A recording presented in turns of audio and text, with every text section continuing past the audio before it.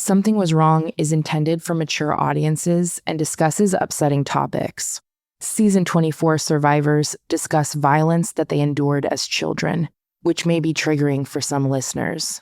As always, please consume with care. For a full content warning, sources, and resources for each episode, please visit the episode notes. Opinions shared by the guests of the show are their own and do not necessarily represent the views of Broken Cycle Media. All persons are considered innocent until proven guilty in a court of law. Responses to allegations from individual institutions are included within the season. Something Was Wrong, and any linked materials should not be misconstrued as a substitution for legal or medical advice. I'm Tiffany Reese, and this is Something Was Wrong.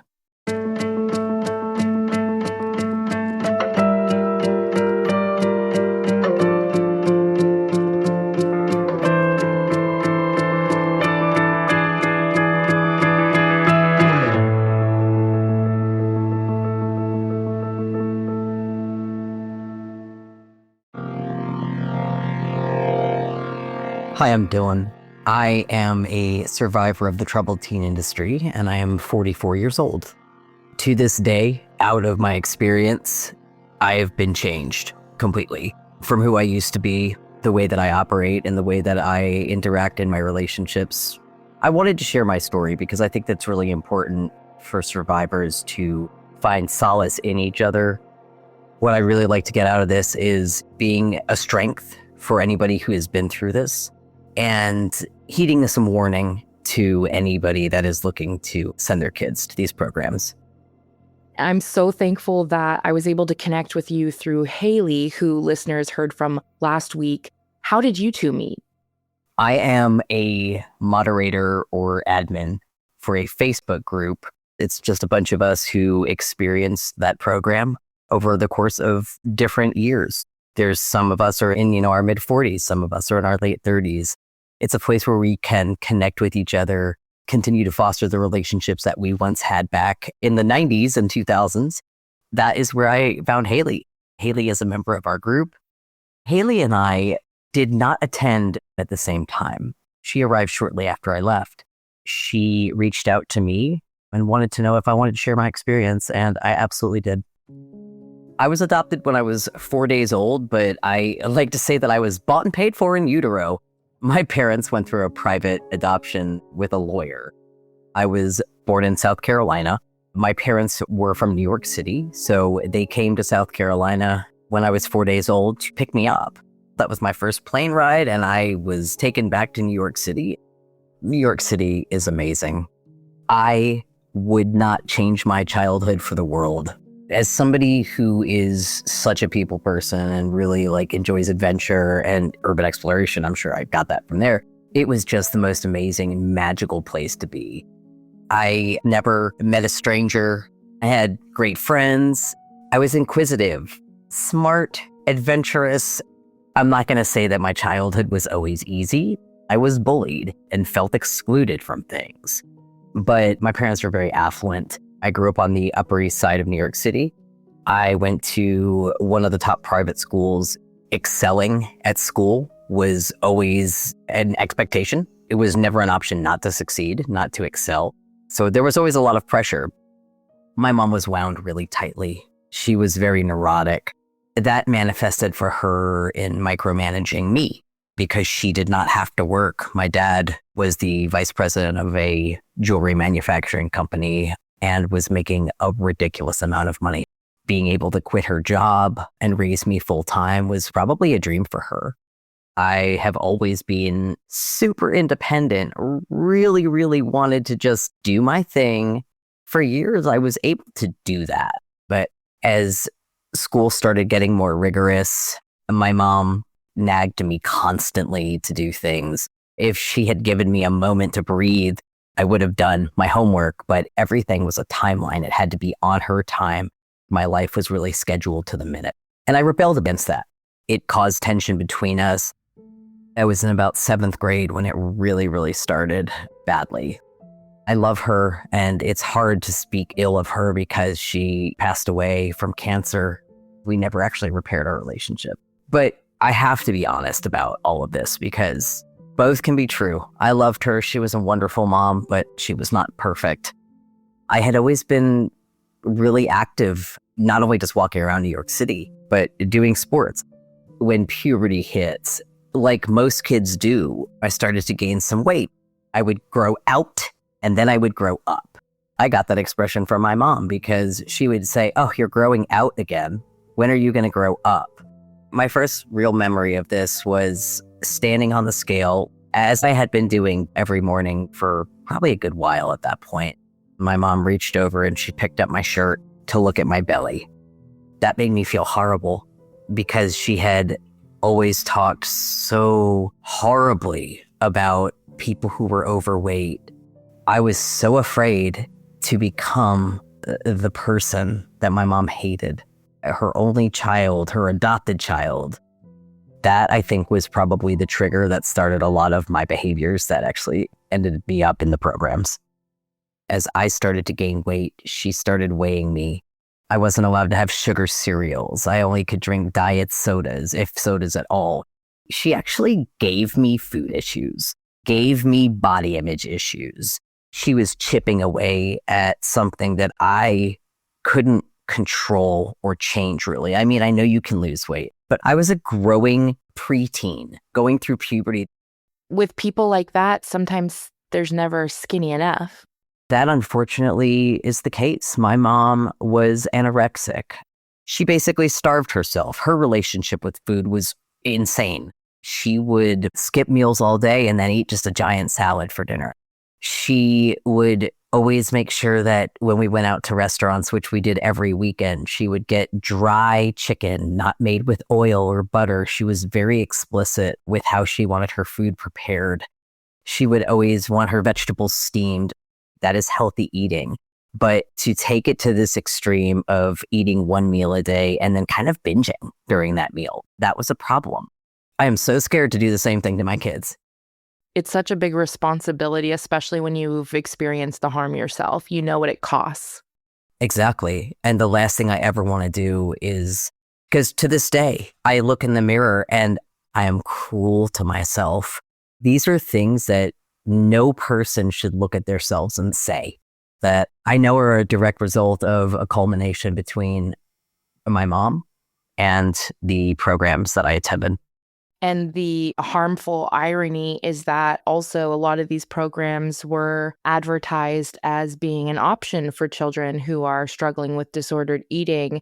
I've learned from survivors and their parents thus far this season, even if kids didn't necessarily have, quote, food issues before, they often left with them. When did you initially hear that your parents were thinking about placing you in a program, and what were the circumstances that led to that? As it would turn out from the years later that I did meet and had spent some time with my biological mother, that I inherited her rage problem. And that started to show up when puberty started around 12. My mom and I were alone together a lot. My anger started growing. One day I just snapped and I physically attacked her. That physical abuse continued, I would say, up until probably right before I got sent away. Through about age 14, I would feel this energy coursing through my fingertips and up my arm. And I would warn her, I would say, "Mom, I need you to leave me alone. I am going to lose it. Please get out of my room." I would black out. And when I would black out, that's when it would happen. I have been told that I have chased her through the apartment, that I threw her on a bed, that I choked her, that I slapped her, that I punched her. I don't remember most of this at all. I'm not trying to make excuses here. What I did is absolutely unacceptable and seemingly unforgivable. I don't think I was ever forgiven, despite that I never raised a hand to my mom or even spoke harshly at her since 1995. I started skipping school. I would actually call out as a parent. I would just be like, "He's sick and not coming to school today." As long as you called from home, it was a different world. So you could fake those things. You could sign your parents' signature. There was never any kind of intervention. I started smoking weed. I was hanging out in Washington Square Park. I wanted to stay away from home as much as possible. I am a pacifist. I am nonviolent. I didn't want to hurt her. but I also just didn't want to be around her. I finished up my 8th grade year in school. My grades were probably slipping a little bit, but they would never slip below a B. That was unacceptable, and I knew that. And I was also very competitive with other people. I wanted to have the highest test scores and get done first. I got through my 8th grade year, and I was at home with my parents, and I was standing at the edge of the kitchen counter, and I could see out the window. I remember them saying, we have to talk about something pretty important. And I'm like, okay, what's going on? I'm thinking, who died? But they told me that my school had asked that I not return the next year, which to this day, I really have a hard time believing that that was true. I've been to 2 reunions as an adult, and I am invited. So I do think that they leaned on that as a way to deliver the news and make it seem like they were not the bad guys and that this was not their choice per se. So they told me that I would be going to boarding school starting that summer. The summer before I was going into 9th grade, I went to the Hyde School in Bath, Maine. It was more of a traditional boarding school with a underlying therapy angle. I would meet with my counselor, who was qualified to be a counselor, and we would have one-on-one sessions. They did not enforce crazy rules or crazy dress codes. You went to class, you walked around, you could earn privileges to go off campus. I'm pretty sure that you started with some off-campus privileges. It was not hard to move up. But for me, I saw it as a jail. When I went for the summer, I had an off-campus apartment. It was a house that they had renovated for students in the school. It was very easy to hop on a Greyhound bus back to New York. In hindsight, if I had stayed at Hyde, things probably would have been a little better for me. But I ran away, and then the summer program ended. I know I ended up back there, and I probably lost privileges, got in trouble. And then I did start my 9th grade year at Hyde. I just felt like my whole world was stripped away from me, and I didn't want to be there. There were a couple times that things happened. There was a kid that did sexually assault me. There was an attempted rape. I told my parents. They didn't believe me. That was really hard. They really thought that it was just another ploy for me to go home. I wasn't saying I wanted to go home. I just wanted this kid held accountable and expelled for trying to rape me. I was done. I ran away again. After that, I was asked not to come back. I did get expelled from there.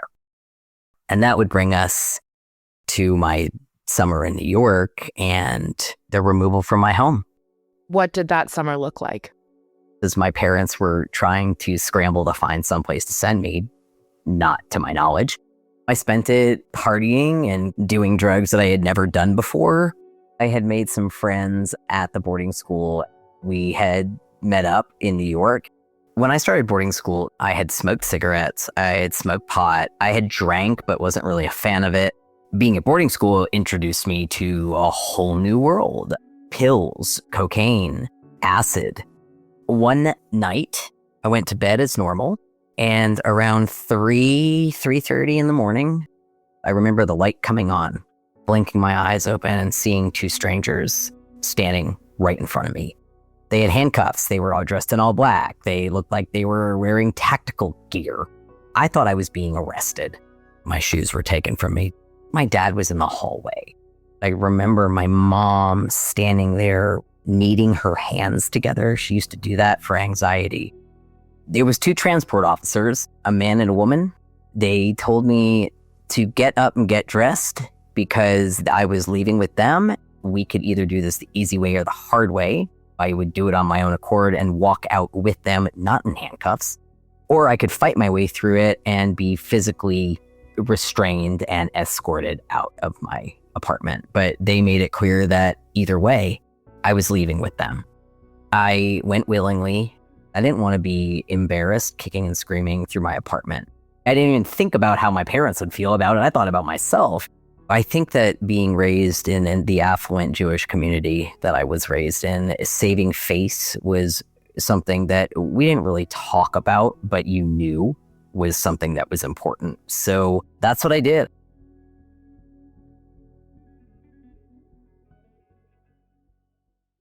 Aura Frames keeps my family connected, even when we're miles apart. And that's why it's one of my favorite gifts to give.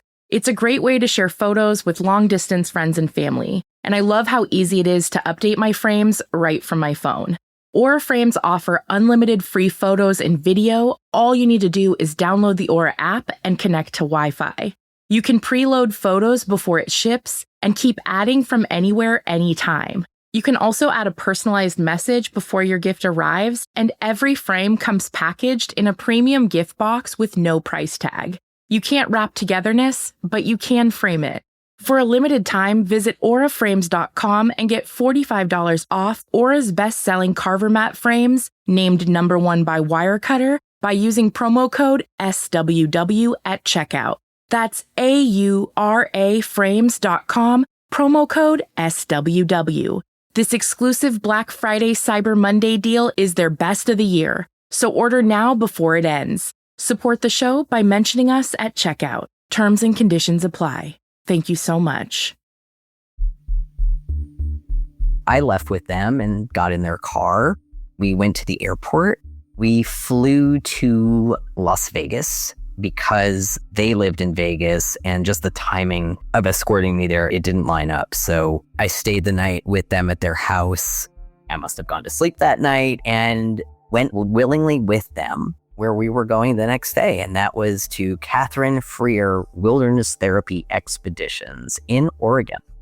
We were hiking 23, 24 miles a day with packs that almost weighed our entire body weight. You had to usually hike to get the water, or go get some water from a nearby water source if you didn't have it in your water bottle. How much of the day do you think you were hiking? I would say 8 to 10. From like 6 p.m. on, we probably had arrived at our place, and then you had to build your fire. We had a flint and steel, and that was it. At the bottom of the sagebrush plant, you would find small twigs and get incrementally larger pieces. Once you did all that, you then had to really hope that you got enough of that really fine nesting material, because you had to take your flint and steel and you had to shave the steel onto it and then use that flint to create a spark, and then you had to nurture that spark so it built your fire. We were fortunate if there happened to be free roaming cattle in the area, because you could grab one of those cow pies, a literal pile of cow poop that had been out there drying in the heat, and you could actually save your fire for the morning. So you wouldn't have to go through the process of gathering your supplies again. And then you had to cook your food. It was a big calorie deficit, and the options were disgusting, like oleomarge and government cheese and lentils. I lived on lentils and miso soup for 5 weeks.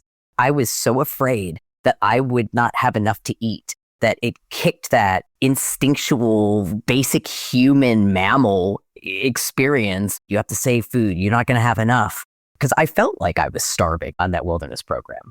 And we never could be near somebody or not be close enough to interact. It wasn't like we could find safety in numbers overnight. All they give you is 2 tarps, one for the bottom for the ground and one to rig above you so you don't get wet. There was no bug protection. We were in the desert in Oregon. There are some real creepy things out there. There are some scary, dangerous animals. The roaches, the spiders, the ticks, the scorpions. I did learn how to push through it. I had a goal every day. I knew there was no getting out of it, so might as well, for the first time in my life, comply. I complied. I did very well. I was not one of the people that slowed everybody down. I was able to really handle it a lot better than some of the other people in my group. What do you remember about the staff? I do remember they were hard asses. When people really felt like they needed to take a break, they just kept pushing and pushing. And how long were you in wilderness for? I was there for 5 weeks, and it would have been 3 had I not been scared of the dark and broken solo out of fear. How long were they trying to get you to go on solo for? I believe that it was 3 days and 2 nights. I've always been scared of the dark. So to be out in the middle of Oregon, where there was absolutely no light pollution whatsoever, it was terrifying to me. Solo was definitely the hardest part of the wilderness experience for me. The first night, I had discovered 2 ticks crawling up the inside of my thigh towards my genitals. It was when I found the second one I was done. I was like, I'm just going to blame it on the ticks. And I refused to go back to my solo site. I was not doing it. I was going to stay with the counselors. And that was when I got rolled into the next session that had already been going for a week. Do you recall how you found out that you were going to another program after Wilderness? My parents came and picked me up after Wilderness, and they told me I was not going home. They told me I was going to Montana. They brought me to school. It's one of those little cities in the middle of nowhere. It was a 2-year program. That was what I knew, and so I knew that my teenage life at that point was essentially over. I remember driving up the road, seeing the lounge building come up over the hill of the driveway. I remember it was an all dirt driveway. I remember seeing some girls walking in modest long skirts and t-shirts. I remember thinking, what in the holy cult have I just stepped into? Nobody had on makeup. And the staff didn't help that impression either. They were dressed the same. I just remember being like, where did they send me? They wanted to micromanage and control every aspect of our lives. There were 4 physical cabins. Each of those cabins were split into sides. So you had like 1A, 1B, 2A, 2B, etc. In those cabins, there were 8 total people. So on one side, there were 4. On the other side, there were 4.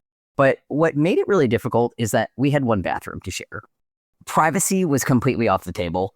I don't remember there even being closed doors when students were using the bathroom. To not have that kind of privacy and to be forced into sharing the most gross parts of a human life is just absolutely disgusting. It really is potential abuse.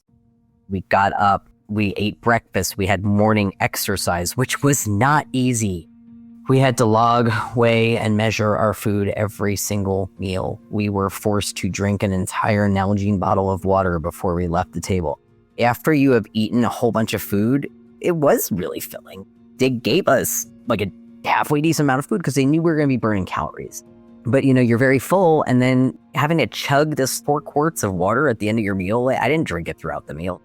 They would not let us pee if we had to pee really bad. So to this day, I have bladder damage. Didn't even know that could be a thing. And I have trauma surrounding water. The bathroom was a huge control, and they would not allow us to go for so long.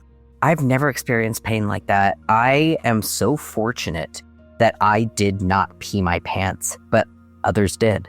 If you didn't, strengthen your bladder muscle enough. There was one girl who had to wear diapers. How humiliating is that? A teenager, and you don't have a medical condition. You are being forced to wear diapers, and everybody knows you're wearing a diaper because it's a very small school, and there was probably, if I remember correctly, a group on it shaming this poor girl.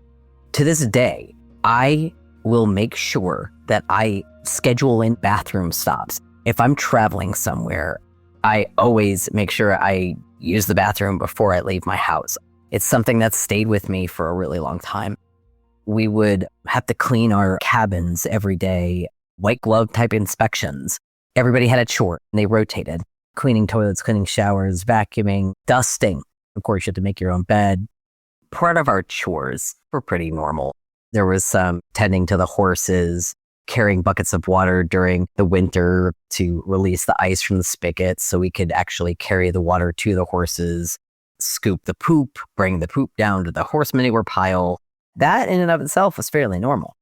Where it got to be not normal was anytime they wanted to do something to the school, they wanted to expand, they wanted to build, they wanted to do maintenance, they would find a reason to put us on intervention.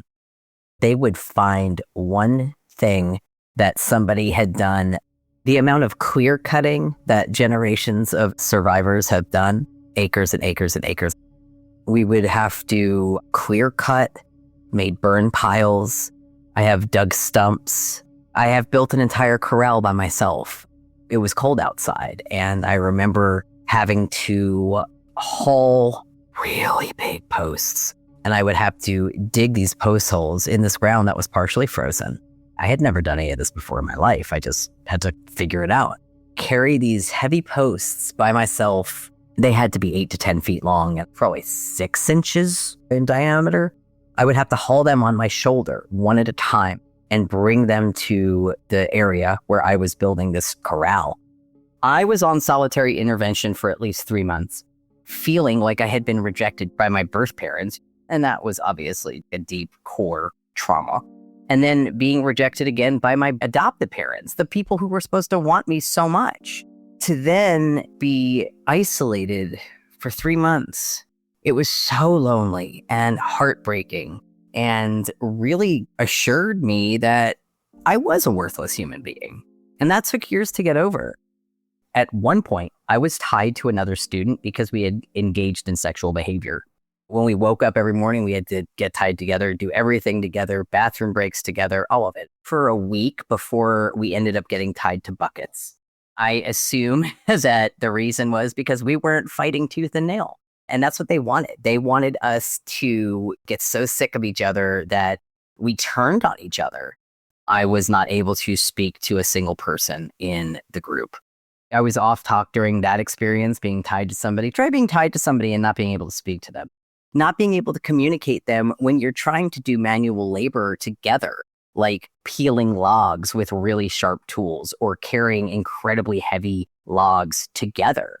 There's teamwork that's involved in that. You have to communicate with that person, and we weren't able to. And that resulted in these heavy things being dropped. I don't remember any staff member actually being around while we were doing this stuff. We were working with saws, razor sharp edges to peel the bark off of these trees. It's so incredibly irresponsible and dangerous. We had a 3-seater outhouse. I was part of the digging crew. We ran into a multitude of rocks and stumps that had to be removed. And of course, we had to dig this hole like 6 feet down, kind of like a grave, but for your poop. After we did that, they constructed a 3-seater outhouse. If you had to use the bathroom on intervention and somebody else had to go at the same time, you had to sit basically right next to them or with one toilet apart. There were no dividers. There was nothing like that. You just had to poop and pee right in front of your classmates. That is absolutely mortifying. It does feel very prison. I've been to jail before. At least there was a half wall between the toilet area and where the other inmates were. Even in jail, there was more privacy. I remember them normalizing this labor when there were parents visiting by having the parents participate. So there are pictures somewhere of my dad and I holding paintbrushes, painting the log cabins at this school. We used to have to Murphy's oil the log cabin walls for the ones that were like the natural ones, which is the lounge, which is where we had our groups. As the air turns crisp and the holidays draw near, comfort becomes the best gift of all. Quince delivers layers that last. Sweaters, outerwear, and everyday essentials that feel luxurious, look timeless, and make holiday dressing and gifting effortless. Quince has something for everybody on my list, from luggage to housewares. By working directly with ethical top-tier factories, Quince skips the middlemen and offers prices 50% less than similar brands. I love my Mongolian cashmere t-shirt sweater that I got from Quince. It has quickly become a staple. Step into the holiday season with layers made to feel good, look polished, and last. From Quince, perfect for gifting or upgrading your own wardrobe.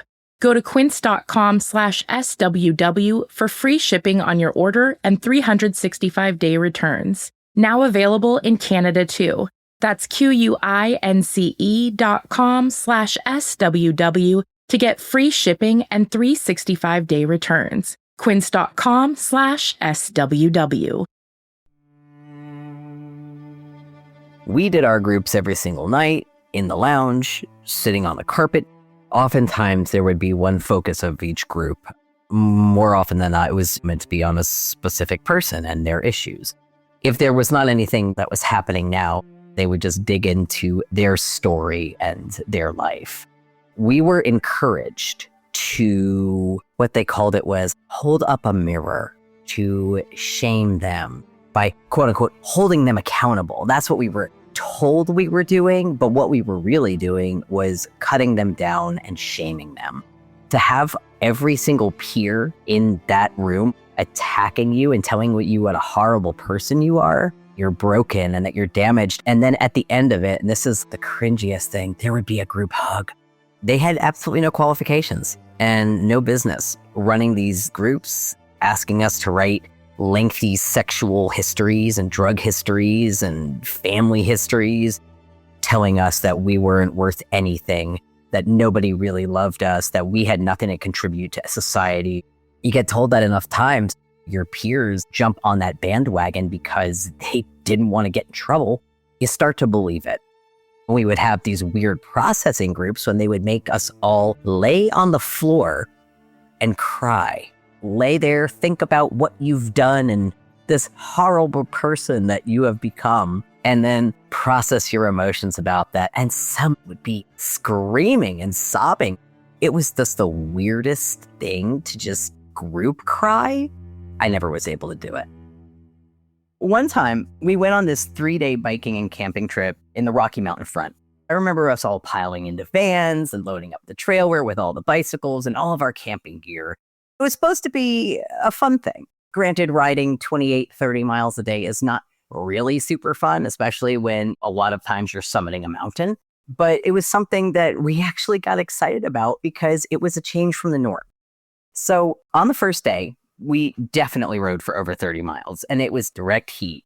It was nice weather, but they don't call it big sky for nothing. So lots of direct sun. Once we got to our campsite, I started feeling really sick. I had a horrible sunburn. I had blisters. I had a headache. I was nauseous. I was vomiting. There were still 2 days left in our trip, and we were sleeping in tents with only our sleeping bags. Instead of receiving any medical attention, I was told to just go lay down in my tent for the rest of the night. I have no doubt in my mind that I had sun poisoning, and I had to finish the trip in this condition. Did you ever know of anybody to receive medical attention? Not to my knowledge, no. Most times we were given some ibuprofen and sent on our way.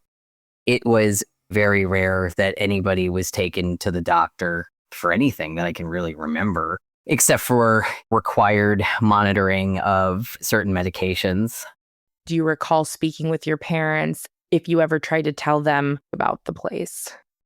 We were allowed to write letters and receive letters, but those communications were monitored going out and coming in. I want to say that we were supposed to have weekly phone calls, but I don't really remember it being more than once a month. Those were monitored calls too, with your assigned therapist.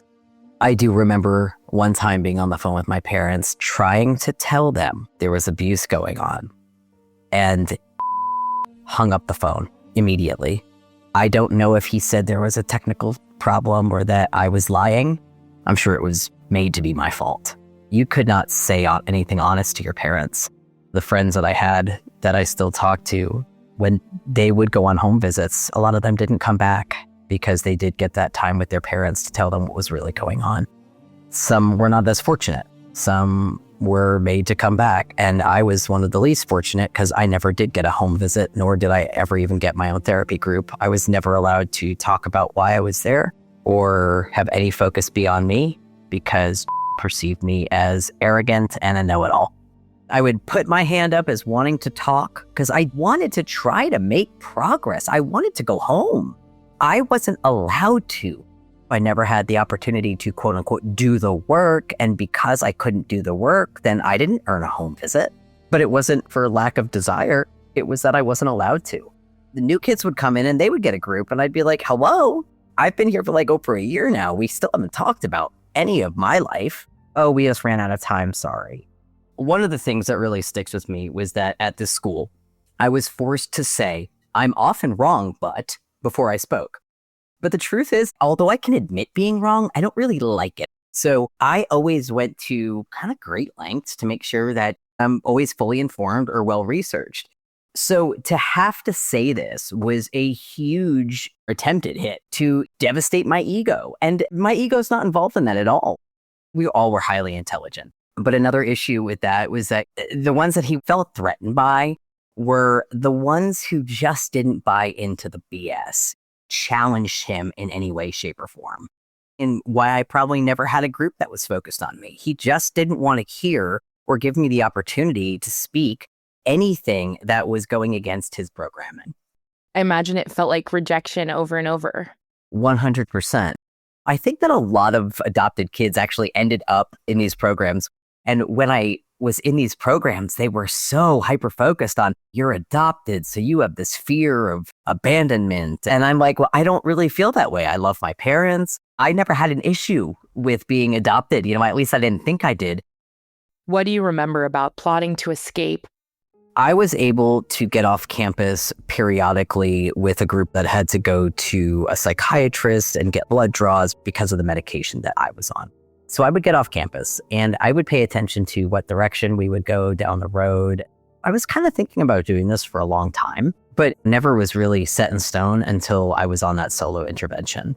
I spent about a week keeping track of staff movements and then putting that together with my knowledge of where we were generally located based on the drives that we would take off campus. I even was paying attention to weather as much as I could. This is pre-cell phone. We didn't have access to radio or to TV. We did not have any interaction with the real world. So I just had to kind of make some assumptions and go off of the things that I had learned and put it into action. I remember going to the kitchen. I had gotten them to agree to allow me to have a peanut butter and jelly sandwich in between breakfast and lunch and dinner because I was out there busting my butt. I went to the kitchen for my normal scheduled peanut butter and jelly, and I was alone in there, and I knew I would be. I packed a bunch of food. I had already packed my bag with all of my stuff. It was the time, and it was the day, and I was going. I remember running as hard as I could for as long as I could till I thought that I was probably off of their property. I was able to take a break. It was absolutely beautiful there, but it was really hard to see that beauty when you feel like a caged animal. I felt free in that moment and came across a dirt road. By this point, I had been gone for a few hours. I didn't really know where I was. I just had a general direction that I was walking in. I didn't have a compass even. I had no business doing what I was doing. I remember hearing people calling my name. As it gets closer, I dive into a ditch on the side of the road and I covered myself with leaves and I waited until the van had driven by and I knew it would be coming back. So I got up quickly and I ran as fast as I could and as hard as I could. And I tried to stay away from the road until I lost that road and didn't hear them anymore and didn't see them. And that was when I came across just a random camper in the middle of nowhere. I don't know what I told this guy, but I'm sure I lied about my age. He felt bad for me. He knew that I was off on my own wandering through the woods, but I got really scared. Some kind of instinct in me kicked in. I was in the woods with a stranger and nobody would hear me if I screamed. So I was like, if you wouldn't mind giving me a ride, that'd be great. So he did. I called my parents and I was like, yeah, so I am going to choose to go back because it's getting dark and I'm afraid I've made a mistake. My parents then called the school. They had someone from the school pick me up and take me back. I jumped back into everything as normal, but then I got called to the office like a day or two later and that's when I was expelled. And I was happy about it. I wanted to get the hell out of there. It was a 2-year program. I had already been there just about 2 years. I had never had a group, never gone home. So I'm like, I have to get kicked out of here. And I did. What was your parents' response to that? I don't think they were really surprised, but they were disappointed that yet another program, the one that they thought was going to stick, had failed. And I'm pretty sure they had no idea what to do with me at that point. To my knowledge, this school unexpectedly closed quite some time ago. Luckily, that means that no more young people will be subjected to its abusive programming. However, given the response of the former school head and his legal team, even decades later, we have to live in fear of legal repercussions by simply speaking the truth. This person is still using fear tactics to silence us. It's incredibly egotistical and textbook narcissistic for this person to continue to control the narrative and use the money that he made forcing abusive situations on teenagers to shield and protect him from any liability or admission of wrongdoing. It's truly sad that this person's ego is still so fragile that he has, is, and will continue to hide behind his legal team to avoid taking any responsibility for his actions, both directly and indirectly. This time, they sent me back to the farm, one of the holding farms, and then they hired a board-certified psychologist to come do a full evaluation on me. That probably upset them because the only thing that really came out of that was that I'm not crazy. I'm just really smart and really independent. I had expressed to him how all I wanted was to go to not such an abusive program. I said, ultimately, I want to go back home, but I guess that's probably not an option. So I just want to go to someplace more like Hyde. He accomplished that for me. I got sent to John Dewey Academy. They did manual labor too, but it was more lax. It was a level system. I didn't have any privileges to go off campus really or anything, not alone. And I wanted those privileges. I actually wanted to move up. I wanted to get through the last years of my high school years and maybe go back home. So I was going to work the program. I had every intention. On the night that we were supposed to have my group at that school, something happened. All I know is that we did not get to me during group that night. And I promptly ran away the next day because it triggered that 2 years that I never was allowed to talk about what was going on with me. I got on a Greyhound bus and I went back to New York. I ended up going back to John Dewey for a little bit, maybe a day or two. But because I had run away, they put me on isolation and they forced me to sleep on the stage. The school was in a castle, I shit you not, in Great Barrington, Massachusetts. There is absolutely no way that this castle wasn't haunted. I would hear things, I would see things, and I would sense things. I sat up all night. I didn't sleep a wink, waiting for the Greyhound station to open so I could pack my shit and get on that bus and go back to New York. And this time, I was not going to get found.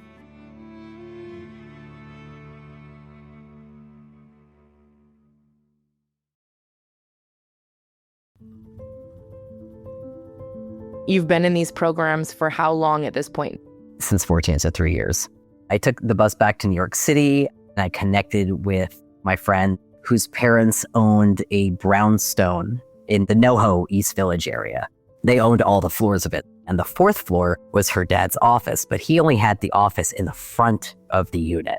So they did allow me to live there in the back. I had my own room, my own bathroom, I had a kitchen. I had everything I needed. I got a job. I met a girl and we started dating. And then I started staying with her in her dorm room. She had to leave the dorm. I realized I have nowhere to live. My job doesn't pay me nearly enough money to get my own place. And I am 17 years old. So I did what I never wanted to do. And I called my parents and I said, okay, let's find me another place to go. But as it would turn out, no school in the United States at this point would take me because I was labeled a high run risk, and rightly so. And that was what landed me in Apia, Western Samoa, where I went to the last program. What was the program in Western Samoa like? Was it considered a lockdown facility? I would definitely put that in air quotes, lockdown, because we were on a compound. They had 2 campuses in Western Samoa, and I ended up on the co-ed campus. There were no fences, there was no barbed wire, there was a stone wall that was very short, but it was a lockdown. You were literally on a tiny island in the middle of the South Pacific. Like, where are you going? It was a level system. There was a lot of physical abuse. There was a lot of sexual abuse. We didn't really have groups. It wasn't like the therapy angle. It was just, these are a bunch of bad kids. Let's stick them on an island type situation. I went there the summer of my 17th year. So I wasn't there for that long, about 6 months. On my 18th birthday, I demanded my passport from the person who was in charge of the campus. She was so mean. She called one of the owners, and one of the owners came out to talk to me. He was like, no, your parents signed your rights away. You're actually a citizen of Samoa. You can't leave until you're 24. And I was like, I am a U.S. citizen. There is no way that I am a citizen of Samoa. If you do not give me my passport today, I will sue you. And he did. And then he asked me to please not tell anybody, that they would address it. So the first thing I did when I walked away from that meeting with him was I went up to where everybody was. And I said, if you're 18, demand your passport. We're getting out of here. He was unhappy with me, to say the least. How many kids were there over 18? I want to say there were at least 4 of us, and we all left. together. There was a counselor there who was half Samoan and half American. Most of the other counselors that were in charge, they were Americans that were living there because this was their job. She really felt for us kids. She really saw that there was stuff that wasn't right. When we all demanded our passports, we knew we didn't have anywhere to go. And she actually brought us all to her house and we stayed the night there. I had talked to my parents. They said that they would fly me to Hawaii and that was it. And I'm like, so you're going to still strand me on an island, but it's the United States. They refused to fly me past Hawaii. And I was like, well, that's not going to work. So I went to the American embassy and I spoke to the ambassador. I told him my whole story. I told him everything that had happened to me. He sat with me for a long time and just listened. And at the end of it, he was like, let's get you back on the mainland at least. He said, I can fly you as far as the West Coast.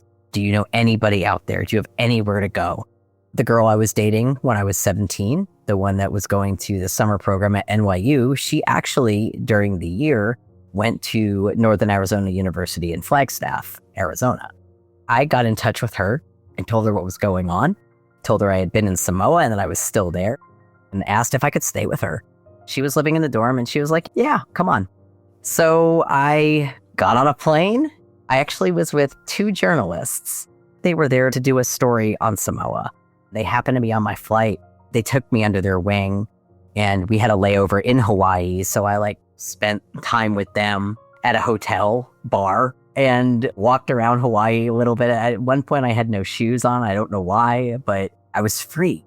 I went to a mall and I got hair dye and then got back on the plane, flew in to Phoenix.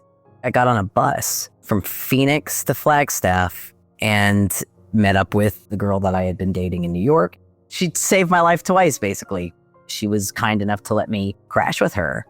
Then I met somebody else, and then I was in a dorm with her, and then I did eventually get my own place. Got a couple jobs, got some subsidized housing, got on food stamps. I was 18, I had nothing. Ended up taking my GED and started communicating with my parents. They eventually actually allowed me to enroll in school. And I started in community college, got a 4.0. I transferred over to the university. I did what I was supposed to be doing that whole time. And I remember saying to them, I was like, I told you I could do it. I just needed you to let me do it on my own. It took me until I was 32 years old to get my life together. And that right there is the real impact of these programs. You make bad decisions because no healing has been done. It was a very conscious goal. I wanted to forget. I wanted to not think about this anymore. I felt like such a worthless human being. I felt like a failure. I felt like I had failed my family. And it wasn't that I wasn't trying to better myself. I was just never provided the opportunity. Of course, when I left, I threw things away. I threw away opportunities. It took me years to get off methamphetamines. And the only reason I did it was because I just needed to escape from all of the pain, all of the trauma, and all of the self-hatred talk that was so ingrained in me now because of being told for years that I was really nothing. Well, you really are something. Thank you. And every single survivor I've spoken with this season, they've all been incredible human beings. And the fact that these adults tried so hard to break so many kids' spirits that ultimately rose above it is extremely impressive, because it's a miracle that people just survive these institutions, honestly. And it's not surprising, given what everybody's gone through, that the rates of suicide or addiction are so high in survivors of these programs. How could you not need to numb after something like this, on top of whatever else you were going through before you even got there? I'm curious if you were ever able to really share with your parents and get support from them in regards to what you went through in the programs. Yes and no. My dad was a lot more apologetic than my mom. And I think that's because I really ruined that relationship with her, with the physical abuse and the continual disappointment and not doing the programs, not doing the work. As a parent, she probably saw things from a much different perspective. I remember sitting down with both of them one night, because I finally made it home. I wasn't there to live, but I was there to visit. I sat down with them at dinner and I said, when I told you that tried to rape me, that was true. Like, you guys didn't believe me. And they were both like, oh my God, we are so sorry. I told them all of the hard labor that we were forced to do, all of the emotional abuse and attack therapy, and then the weird hugging and the crying groups. My dad cried when I told him all of this. My mom was very stoic, but my dad did apologize. And I think that the guilt of that experience for him was what caused him to support me financially for way longer than he should have. I think he was trying to kind of make up for it in the way that he could, and he had money and I needed bills paid.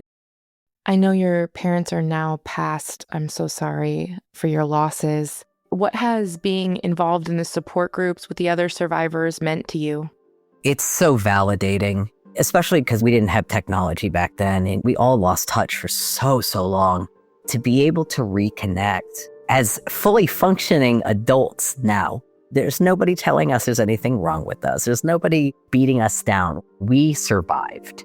To be able to connect with them and share stories, it's not only like sentimental and nostalgic to a degree, because I did forge really good relationships, but to be able to connect and have the trauma validated, it is unlikely that you would just run into somebody who has been in the TTI and understands any of what you're talking about. Incredibly validating, incredibly supportive. It means everything to me that we have this shared experience and to not feel alone. Thank you so much for being willing to share with us. I just really appreciate your honesty about your journey. I also really appreciate all of the support that you've offered to others by being a part of the group and continuing to show up for survivors the way that you can. It's hard, but it's really valuable because not everybody did make it. So we really have to stick together. Next time on Something Was Wrong. They would basically try to use fear tactics to manipulate the parents into sending them to another program. The sales pitch is, okay, it's going to be $25,000 plus this and that. And you're like, whoa. And they can tell in your voice. And they go, well, what's more important, your money or your child's life? Because that's what's at stake.